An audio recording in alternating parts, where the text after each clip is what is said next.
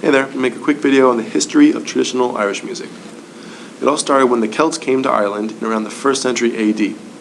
They brought with them a strong sense of tradition, culture, and music from Eastern Europe, which they had been settled in since about 500 BC.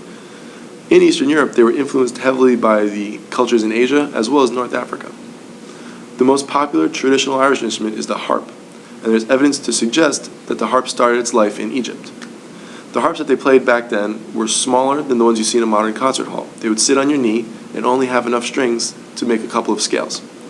They eventually evolved into our modern concert harps, which we see today. Other instruments that they would use would be the bodhrán, which is an Irish frame drum. You would hold it in your left hand and hold the beater in your right hand.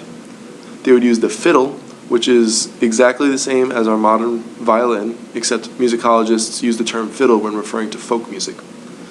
They would use the tin whistle, which is a wind instrument, kind of shaped like a recorder. It's got 6 holes for you to cover with your fingers, a more shrill sound. Then the flute, which is going to have a warmer sound. They usually use wooden flutes, and most traditional Irish bands today will still use a wooden flute as opposed to the modern metal ones. Aside from instruments, the voice was a huge part in traditional Irish music. Like much folk music from around the world, Irish music was very much about storytelling, and having the voice with lyrics and words would obviously help telling a story. So that's a very brief history on Irish music. I will be back with more videos. Thanks for watching.